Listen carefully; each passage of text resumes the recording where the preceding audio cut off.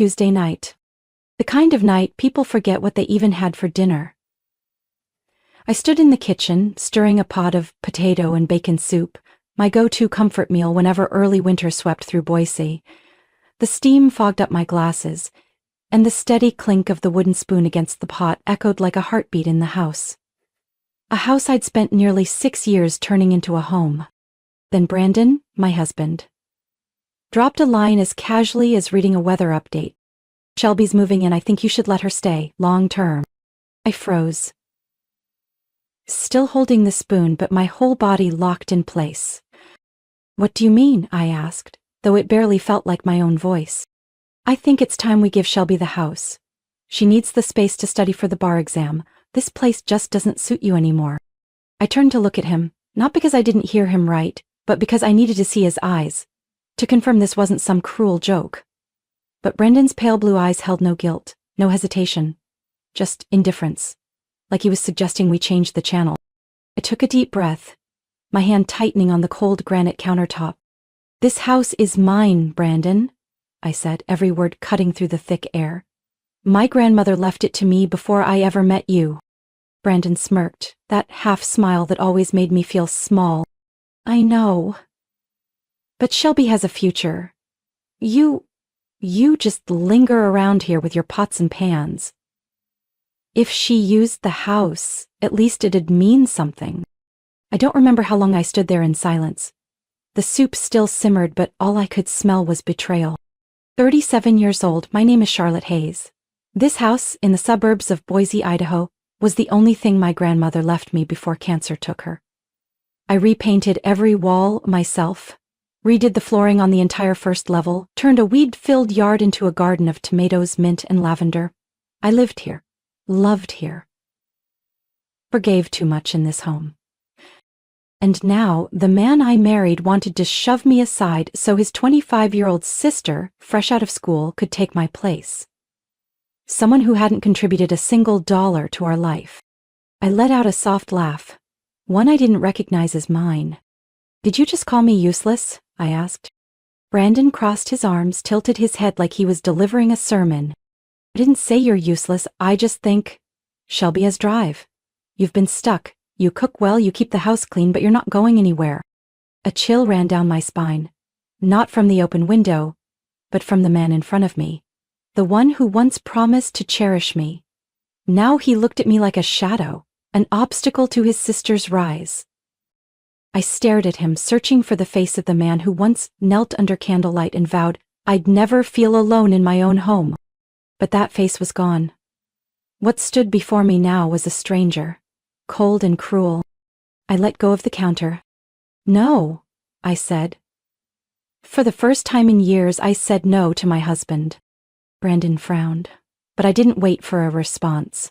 I set the spoon down, slowly turned off the stove. Outside, the wind whistled through the eaves, like it too was warning me.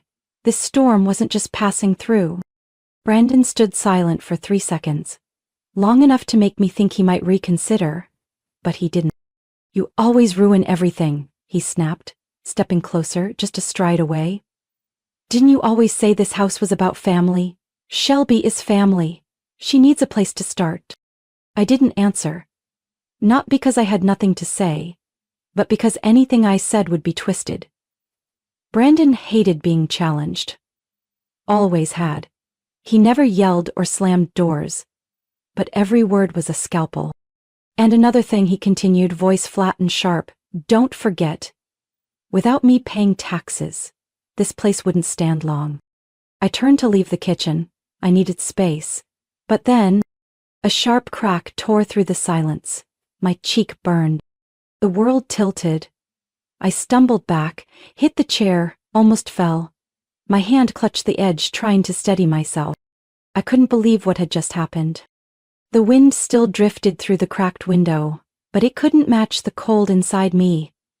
Brandon stood there, his hand still not fully lowered, his eyes wide, not with regret, but something emptier, something darker.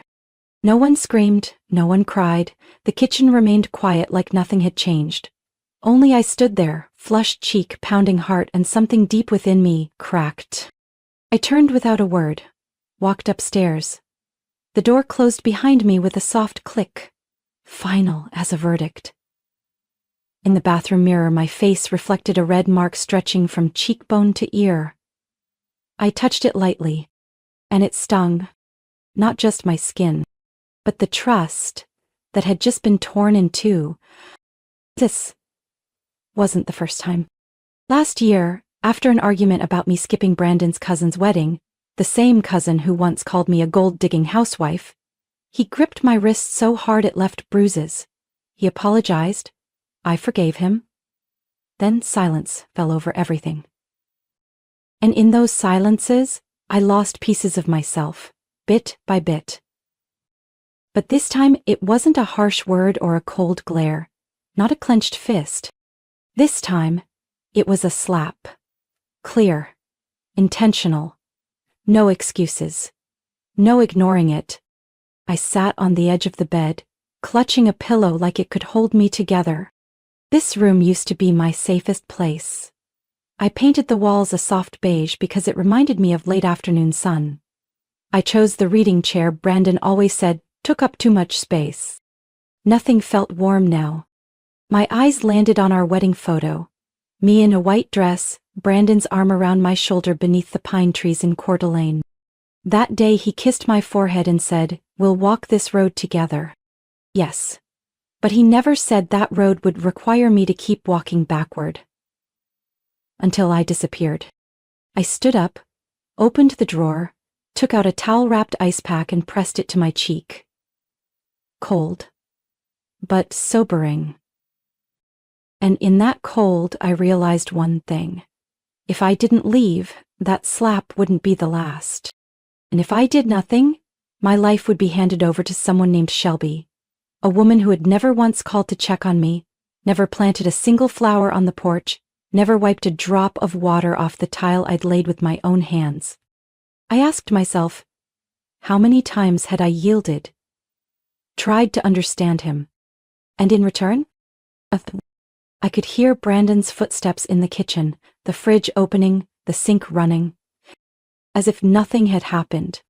As if I didn't exist. I didn't know exactly what would come next, but I knew one thing for sure. I had hit my final limit. The next morning, I woke earlier than usual. The sun hadn't yet risen over the eastern rooftops, but I was already sitting at the kitchen table, hands wrapped around a cold cup of coffee, eyes fixed on the blurred glass pane. Brandon entered minutes later, dressed in his usual navy work shirt, acting like the night before never existed. He poured himself coffee, whistled an old tune, then sat down like everything was just fine. "Can you get Shelby's room ready this afternoon?" he asked casually. "I called her. She's coming this weekend." I nodded. Just that. No arguing, no questions, no pushback. I wouldn't confront him anymore. I would disappear quietly. That afternoon, once Brandon left for work, I began the first step of my plan, opening a separate bank account. I chose a small branch 10 miles from home, where no one would recognize me. I only brought basic documents. "I need a personal savings account separate from our household finances," I told the young woman at the desk. She smiled, asked nothing. An hour later, I had a card, an online login, and the seed of freedom quietly blooming in my chest. That evening, while Brandon watched football, I opened my laptop and logged into the joint account we shared, one I had barely touched in 6 years. I quietly transferred $4,300. Not enough to raise alarms, but enough to start my own path. I changed my email password, withdrew some cash, reset all security questions, ones only I knew the answers to. Step by step, I undid every invisible lock Brandon had ever placed on my life. In the days that followed, I began moving my things bit by bit. An old journal, a pair of earrings my mother gave me, my college photo album. I tucked them into a tote bag, slipped them into the trunk under a blanket. Just looked like gardening tools. I kept cleaning, cooking, smiling as Brandon rambled on about work or Shelby's arrival. "Saturday night we'll have a family dinner," he said over salad. "I'm inviting Susan from next door and Mike and his wife. Everyone loves Shelby." "Sounds great," I said, handing him another helping. No one suspects the woman pouring wine at dinner is preparing to leave it all behind. I timed everything while Brandon was at work or golfing. One afternoon I removed the painting above our bed, where I had hidden the deed. My name was the only one on it. I placed it into a plastic box and buried it beneath tools in the car trunk. Brandon never looked there. On Friday, I cleaned Shelby's room per Brandon's request. I stripped the bed, wiped the shelves, even placed a fake flower arrangement on the nightstand. Everything was perfect. Except for one thing. It wasn't my home anymore. That final night before I left, it rained. I sat in the living room, the warm light casting flickering shadows on the wall. Brandon was asleep. He hadn't noticed the swelling on my cheek had turned from red to deep purple. He hadn't asked if I was okay. To him, my silence meant I had come to my senses. I unlocked my phone and messaged the only person I still trusted. Maggie, my college best friend now living in Bend, Oregon. I need a place to stay for a few weeks. Can I come to you? She replied almost instantly. The guest room's always yours. Drive safe. And don't look back. I smiled, eyes stinging. Near midnight, I quietly packed everything I needed into the car trunk. A suitcase, a file box, a small pouch with jewelry and family photos, and an old leather notebook filled with wishes I once believed in. Before I left, I walked back to the kitchen and placed a short letter on the counter, where I knew Brandon would see it first thing in the morning. I didn't write much, just a few lines, not to explain, but to end. Brandon, I'm not a possession. No one gets to give or take what I inherited. Shelby doesn't need this house. You need to face the truth. I'm leaving. And this time, I'm not coming back. I signed it, Charlotte, with a steady hand. The door closed behind me without a sound. But I knew in that silence a chapter had locked behind me, and a new road, one I'd never dared to walk, had just opened. I got in the car. Rain tapped softly on the windshield. The road ahead was dark, but my heart felt lighter than ever. I left at 5:12 a.m. Boise was still blanketed in a soft fog, with only a few dim streetlights casting pale orange glows onto the wet pavement. The rain from the night before still streaked across the windshield, but I didn't turn on the wipers. I wanted to see everything, blurry or not. The old car rolled quietly out of the driveway like a fugitive, but I wasn't running. I was walking. Away from years of gentle-sounding manipulation and silent control. Away from the man who once promised to walk beside me, but turned out to be the first to shove me off the edge of loneliness. I glanced at the house in the rearview mirror. The porch where I used to hang Christmas lights each December.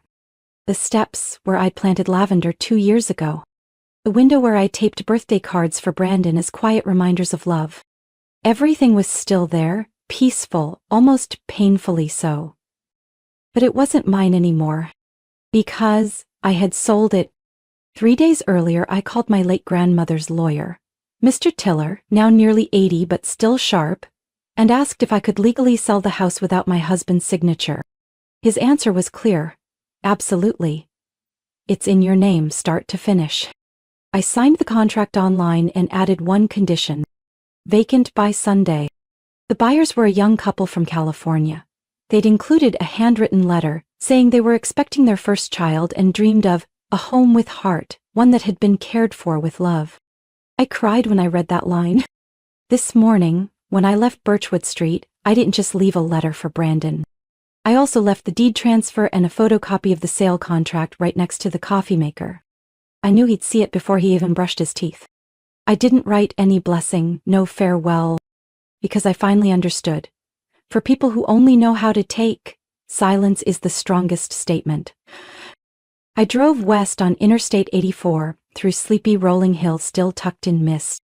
Morning sunlight filtered through the ridges, warming the hood of my car with a golden hue I hadn't felt inside my own home for years. On the passenger seat sat my handbag with that same leather notebook I'd carried since college. Inside were quick notes, Maggie's address, a bank appointment in Bend, and a list of women's resource centers I had saved long ago, but never had the courage to call. Maybe I'd be starting from nothing. Maybe I'd sleep on my best friend's couch, share a bathroom, and live on instant noodles for a while. But at least, it would be my life. No one pulling strings, no one trading my worth for their agenda. I turned on the radio. A dusty old country song played. I packed my bags and didn't look back / left the keys on the table and found my track. I didn't sing along, but I smiled. By now Brandon was probably awake. Maybe heading into the kitchen, rubbing his eyes, reaching for his usual mug. Maybe, for the first few minutes, he wouldn't notice I was gone. But then, his eyes would land on the sheet of paper by the coffee maker. I imagined his face, confusion, disbelief, then anger. Or Brandon didn't like being one step behind. He'd always prided himself on controlling everything, from work to his wife's emotions. But this time I pulled the plug before he even realized it was loose. He'll call, text, maybe show up at Maggie's, maybe get a lawyer. But none of that matters now. Everything he thought he held over me, I've already freed myself from it. I signaled left, turning onto the small road leading into Bend. Daylight had fully arrived. Shops were opening. Pedestrians trickled in, slow and warm. I stopped at a local cafe for a break and ordered a latte. The first time in years I ordered something for myself, without asking, "What do you want?" When the barista handed me the drink, I thanked her and took a seat by the window. Outside, a young couple laughed, holding hands like the world belonged to just them. I didn't feel envious.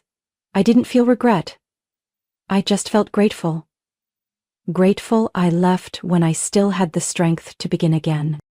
Brandon woke up later than usual. Saturdays were always his laziest, and today was no exception. He shuffled into the kitchen with messy hair and a caffeine-deprived scowl, but within seconds of spotting the counter, his grogginess vanished. The paper sat right next to the coffee machine. At first, he thought it was a shopping list, but then he recognized the familiar slanted handwriting. The very first line made the blood rush to his face. "Brandon, I am not a possession." His eyes scanned the rest quickly.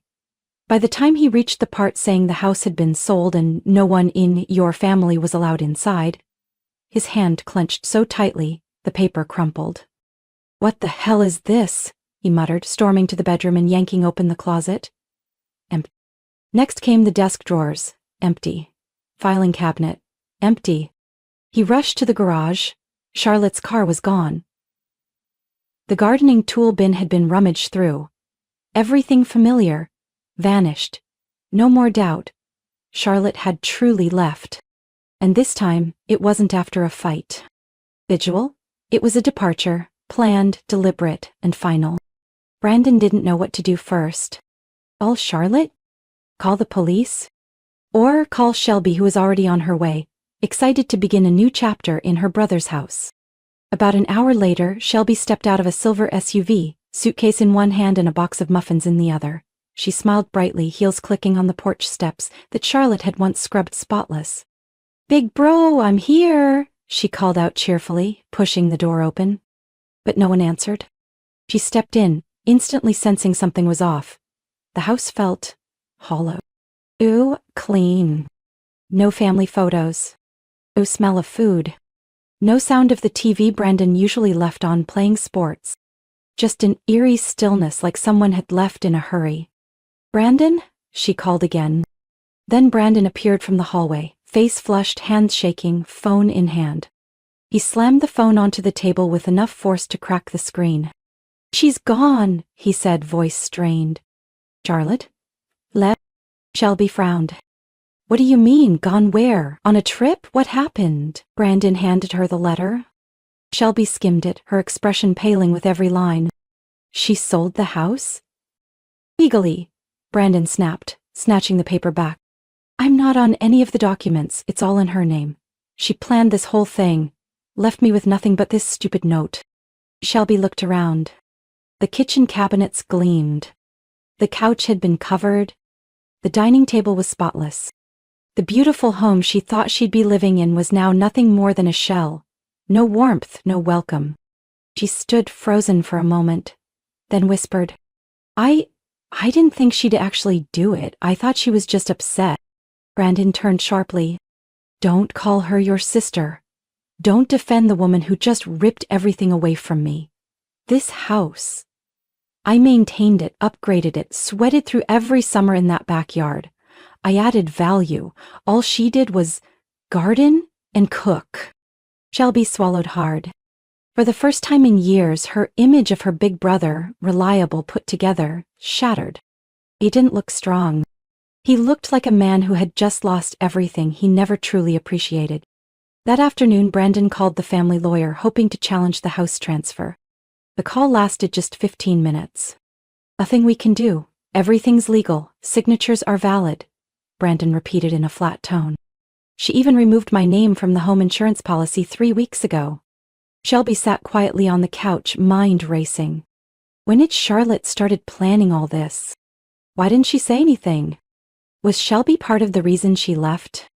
Outside, neighbors began noticing the unfamiliar car parked in front of what used to be Charlotte's house, now legally someone else's. A middle-aged couple walked up and rang the bell.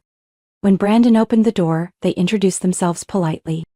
"Hi, we're Tom and Erica, the new owners of this house. We're here for the scheduled 3 p.m. handover." Brandon stood frozen. Shelby's jaw dropped. Tom handed over a printed contract, everything signed and notarized via email. Erica added, "The agent said the house would be vacant. Seems there's been a mix-up?" Brandon said nothing. Shelby was the first to speak. "We'll leave right away. Sorry for the confusion." The door closed behind them with a heavy thud. Brandon collapsed onto the front steps. He had never imagined the day would come when the very woman he had dismissed would cut him out of the game entirely. Less than an hour after Brandon and Shelby quietly left the old house, the first signs of neighborhood curiosity began to stir.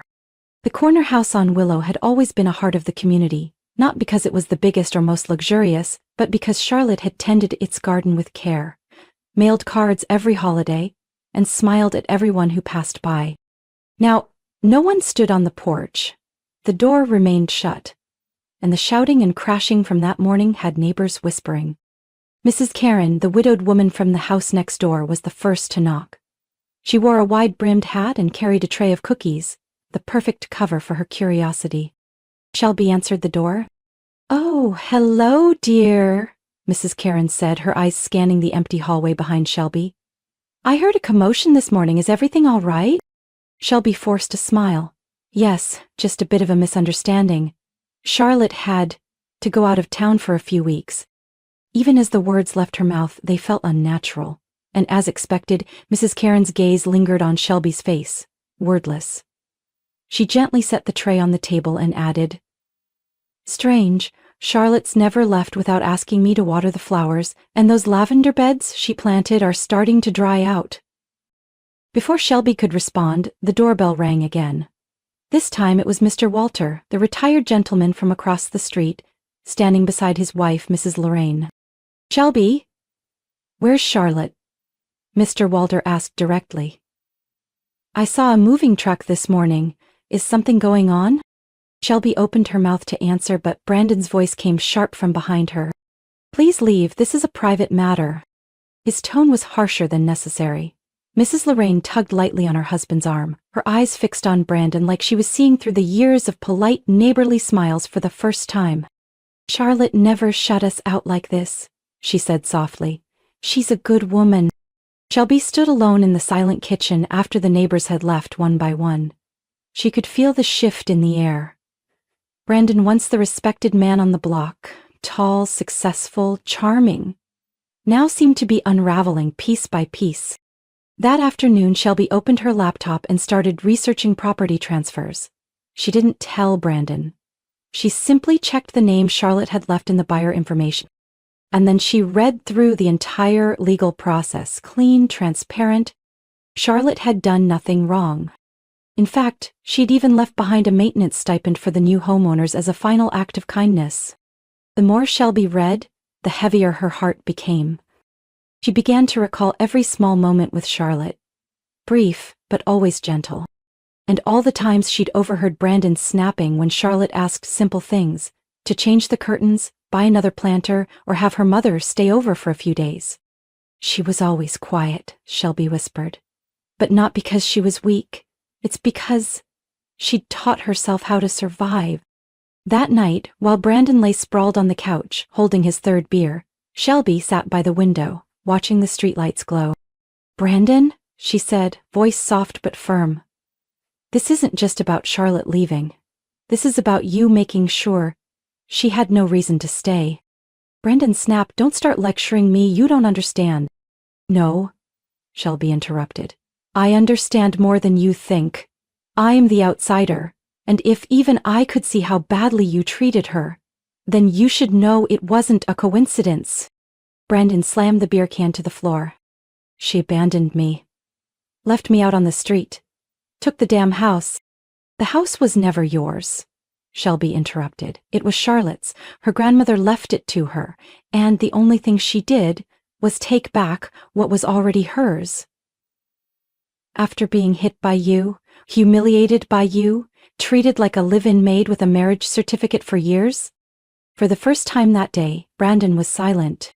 For a fleeting moment, Shelby felt a pang of sympathy for the man who had once been her childhood protector. But that feeling quickly vanished as she remembered the bruise on Charlotte's cheek. The one she used to believe came from slipping while mopping. The mask had fallen. And this time no one was willing to pick it up for Brandon. In Bend, Oregon, a small town tucked along the edge of the Cascade Mountains, I began the first chapter of a brand new life. The apartment I rented was a tiny studio on the second floor of an old red brick building, right above a used bookstore where the owner played jazz every Monday morning. No backyard, no lavender garden. But it had a window that looked out over tall pines and an old wooden desk just big enough for my laptop, a desk lamp, and a small cactus Maggie gave me when I arrived. You don't have to be strong right away, Maggie had said as I moved in. Just a little more steady every day. I wasn't pretending to be happy, I just didn't want to keep getting pulled back by the echoes, the cutting remarks, the cold glances, and the nights when the person beside me slept like I didn't exist. Every morning, I made coffee with my own hands. I didn't ask what anyone wanted. I didn't wait for anyone's approval. 3 weeks after leaving Boise, I walked into the local women's center to apply as a volunteer. A space that helped women who had experienced domestic violence, divorce, job loss, or who were simply trying to find themselves again.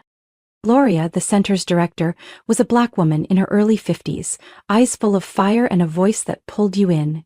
She didn't ask too many questions when I said I had just left an unhealthy marriage. We need people who can listen without judging, she said. Do you think you can do that?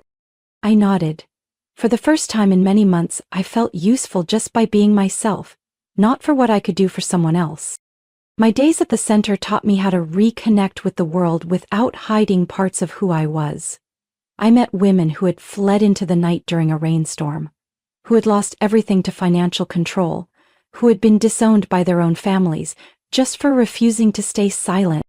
One afternoon, I sat beside Leshstein, Andrea, a woman 10 years younger than me, holding her newborn and too afraid to call home for fear they'd force her back to her ex-husband. I'm so stupid, aren't I? She asked, eyes red and swollen. I took her hand. No, you're braver than you think, and one day you'll look back and realize the decision you made to leave today, that's what saved you. At night, I returned to my small apartment, opened my laptop and began to write. Not for anyone else. Not to post or share. Just to remember who I was. The first pages were messy, fragments of thoughts, incomplete sentences, but gradually I began to write my life story in my own voice. Unedited, uninterrupted. One late afternoon I got a message from an unknown number. Charlotte, it's Shelby.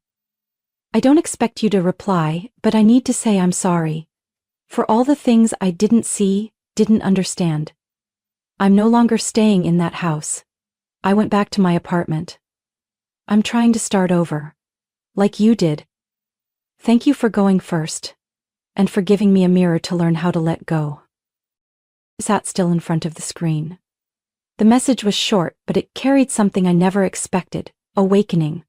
From someone who once stood firmly in Brandon's corner. I didn't reply right away, but I saved the number. And deep inside, I knew Shelby would be okay. That evening, I stepped out onto my balcony, tea in hand and a light blanket over my shoulders. The sunset stretched across the distant hills, tinting the sky a diluted honey orange. something inside me quieted. Not out of anger, not regret, just calm acceptance. I used to be the woman who arranged flowers on the porch in silence, who poured coffee each morning for her husband, and bowed her head because I believed silence meant peace. Now I know, peace should never come at the cost of losing yourself. And this new life, small and modest as it is mine. I chose it. My second month in Bend began on a chilly morning, walking through the town's Central Park with a coffee in one hand and an old notebook pressed against my chest. I had just finished sharing my story for the first time with a group of women at Haven Circle, a quiet but powerful nonprofit in the heart of town. Gloria, the one who believed in me from the very first day, had asked if I would share my journey with some of the new women joining the program. At first, I hesitated. I had never stood in front of anyone and named what had happened. The slap in the kitchen, the cold stares, the feeling of being an outsider in my own home.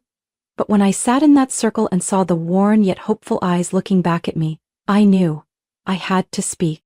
I used to believe love meant silence, endurance, and unconditional sacrifice. I talked about the house in Boise, the kitchen I once considered my whole world, and the husband I had believed was my forever partner. I didn't sugarcoat it, and I didn't dramatize it either. I just told the truth, as if I needed to hear it again myself to remember how far I'd come. When I finished, the room was silent. Then, a middle-aged woman named Valerie, who had left her husband after 20 years of emotional abuse, stood up and hugged me. "Thank you," she whispered, "for saying what I never could." I cried, but those tears didn't carry shame, they carried relief. And gratitude. After that session, Gloria invited me to join a special project, creating new training materials for women re-entering the workforce after divorce or job loss. "You write with a voice that breathes," she said, "the kind that makes people see themselves in your words." I worked every afternoon in a corner by the center's window, where sunlight filtered through dusty glass and the scent of coffee drifted from the back kitchen. I wrote everything, from basic financial planning to identifying toxic relationship patterns. I titled it, Rebirth, Not Just Surviving but Living with Meaning. A month later, Gloria asked if I'd try teaching a class, not as a volunteer but as a full-fledged guide. I laughed, thinking she was joking. But during a staff meeting, my name appeared under provisional instructors. I stood up, hands slightly trembling, but heart full of fire. On my first day leading the group, I wore a wine-colored knit dress, the first thing I had bought with my own money after leaving Brandon. In front of me sat 14 women, ranging from their 20s to their 60s. Former teachers, office workers, single moms, and even one who had been homeless. But in their eyes, I saw myself. Before I knew the word courage. "I'm not here to teach you how to live," I began. "I'm here to say that I once wasn't living at all. I was just existing. And I don't want you to settle for that." From my small apartment, I rebuilt everything. I started each morning with yoga videos I found online. In the afternoons, I filled notebooks with lesson plans and ideas. At night, I answered emails from past students, women who had landed jobs, set boundaries, or found their voice. One young woman, Hannah, 26, nearly went back to her ex-husband after he promised he had changed. But she remembered something I had once said. "Don't confuse comfort with love. A cage lined in velvet is still a cage." She emailed, "You saved me from repeating the cycle my mother couldn't escape. I'm grateful not because you're perfect, but because you were real." I never thought of myself as a hero. I was just a woman who had stayed quiet too long, and now refused to let others carry that same weight alone. That evening, after a weekend session, Gloria gently touched my shoulder. "Charlotte," she said, "you're not just rewriting your life, you're rewriting hope, for women who thought theirs was gone." I turned and smiled, thinking to myself, if I hadn't left that day, would anyone have heard these words? Probably not. And that's why I never looked back. One April afternoon, while cleaning the top shelf to grab a summer blanket, I found the old box. A brown cardboard box, taped shut on all sides. The only thing I had brought from Boise that I hadn't opened in 6 months. I once thought I'd throw it out, but something in me had held on. Not out of regret, but because I needed a clear period at the end of that chapter. I laid the blanket on the hardwood floor, gently placed the box down, and peeled off the layers of tape. Inside were a few old photos. Brandon and me on our first camping trip, the backyard the summer I planted lavender, a handwritten letter Brandon gave me on our first anniversary, still stained with ink because I had cried while reading it. I found a small notebook where I used to jot down recipes and scattered dreams. Have my own garden. Teach a cooking class. Travel to Seattle alone. I picked up a chipped photo frame, our wedding picture, me in a simple white dress, smiling like everything ahead was sunlight. I looked closely into the eyes of the woman in that photo, the one who once thought love meant enduring.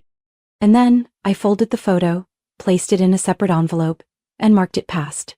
The rest I wrapped up and took to the recycling bin. No tears, no regret. Because I'd learned that to truly live in the present, you have to cut ties with what once broke you. The following week, I received an email from the Oregon Women's Council. My piece, Rebirth Not Just Surviving, had circulated widely, and they invited me to speak at their annual conference on healing after divorce and emotional abuse. It took me nearly 3 hours to write a reply, part nerves, part emotion. I never imagined someone who once felt trapped in her own home, who left with nothing but a suitcase and a few $100s, could one day stand before hundreds to speak about the power of saying enough. I told Maggie the next night as we sat on the balcony with glasses of red wine. She laughed. Told you. None of us really knows how strong we are until we're the only one we can lean on. The night before the speech, I wore the wine-colored dress again. Not to prove anything, but because I simply liked how it fit the woman I had become. I clipped on my mother's old earrings, swiped on nude lipstick, and looked at myself in the mirror. That woman was still Charlotte, but no longer the Charlotte who waited by the window for an apology. I stepped onto the stage with my heart pounding, but the spotlight didn't scare me anymore. Looking out into the audience, I saw women of all ages, some newly divorced, some in custody battles, some who had started fresh with a small business after 15 years in a controlling marriage. Hi, my name is Charlotte Hayes, I began. I was slapped in the kitchen, where I cooked every day for the man I loved, and I thought, it must have been my fault, until one day I realized no one has the right to make me forget my worth just because I stayed silent. I didn't speak with bitterness, I spoke with the clarity of someone who had survived, healed, and rebuilt from the ground up. At the end of the session, a woman in her 60s came up. Eyes brimming with tears, she whispered, "You gave me the courage to file for divorce, after 38 years. Thank you. You lived the years I thought I'd lost." I held her hand, overwhelmed. And I knew then, every crack in my life wasn't to break me, it was where the light got in. That night, back in my tiny apartment above the bookstore, I opened my laptop and typed the first line of my new book. My first chapter didn't start with love, it started with a slap. But every chapter after that I wrote myself with courage and inner light. I saved the file, made myself a mug of mint tea, and sat by the window, watching the stars shimmer. I don't know what tomorrow holds, but I know one thing for sure. I've closed the old chapter, and this time, no one else gets to write the rest of my story. Charlotte's story isn't just about escaping a controlling marriage. It's a living testament to the power of awakening and reclaiming self-worth. From someone who seemed to have lost everything, she rose, rebuilt from the rubble, and became a source of strength for hundreds. In real life, thousands of women silently endure toxic relationships. May this story remind them, walking away isn't failure. It's an act of courage to reclaim yourself. What do you think about Charlotte's decision? Would you do the same if you were in her shoes? Share your thoughts in the comments. And don't forget to follow the channel for more powerful, real-life stories about family and life.